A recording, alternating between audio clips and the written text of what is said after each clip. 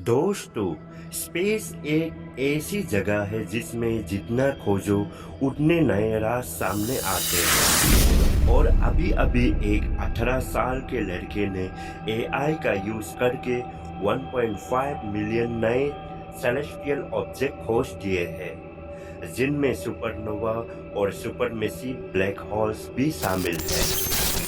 NASA के data का इस्तेमाल करके इस लड़के ने एक गेम चेंजिंग डिस्कवर की है जो पूरा एस्ट्रोनॉमी का सीन बदल सकती है। इस वीडियो में हम इस छोटी सी उम्र में की गई बड़ी खोज को एक्सप्लोर करेंगे। कैसे ये हुआ, इसका स्पेस साइंस पर क्या इम्पैक्ट होगा और फ्यूचर में ये डिस्कवरीज क्या नए राज खोल सकती है। पेसाडीना, कैलिफोर्निया का मैथ्यू पेस एक सिंपल कॉलेज स्टूडेंट था जो नासा के न्यू वाइस टेलीस्कोप का डेटा एनालाइज कर रहा था। लेकिन इसने सिर्फ मैनुअल एनालिसिस नहीं किया, उसने एआई का यूज किया और एक ऐसी एल्गोरिदम बनाई जो 200 टेराबाइट के डेटा को स्कैन करके नए सेलेस्टियल ऑब्जेक्ट ढूंढ सके। मैथ्यू का एआई मॉडल एक एडवांस पैटर्न रिकॉग्निशन सिस्टम था जो 1.9 मिलियन वेरिएबल ऑब्जेक्ट को आइडेंटिफाई कर सका और उनमें से 1.5 बिल्कुल नए डिस्कवरीज निकली। दोस्तों, सुपरनोवा और सुपरमेसिव ब्लैक होल यूनिवर्स के सबसे बड़े सीक्रेट में से है।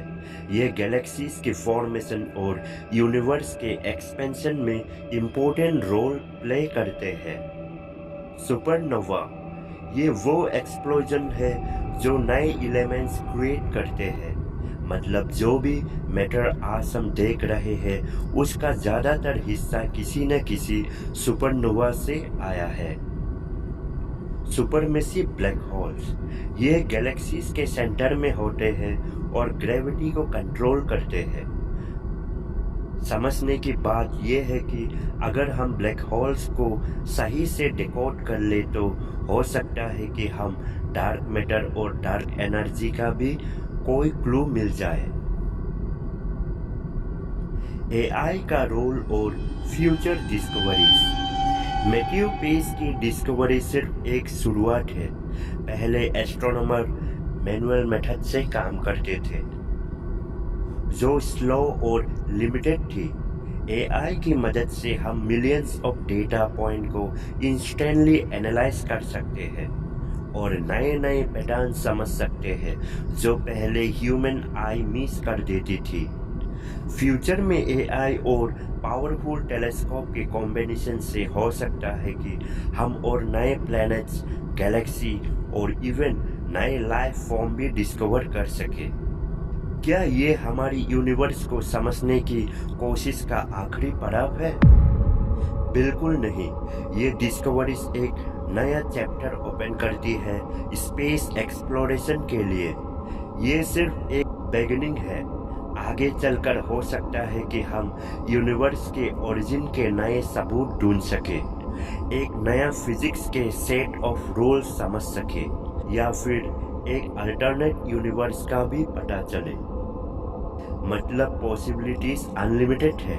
क्या स्पेस साइंस का फ्यूचर एआई के हाथों में है?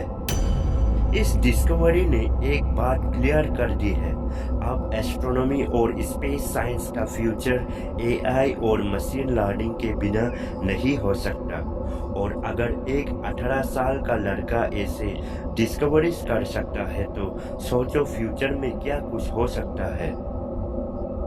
अगर आप भी स्पेस की मिस्ट्रीज और नए डिस्कवरीज के बारे में और जानना चाहते हैं तो चैनल को सब्सक्राइब करना मत भूलना, क्योंकि हम स्पेस और साइंस से जुड़े नए नए राज खोलने वाले हैं। जल्दी मिलेंगे एक नई स्पेस मिस्ट्री के साथ। तब तक के लिए धन्यवाद।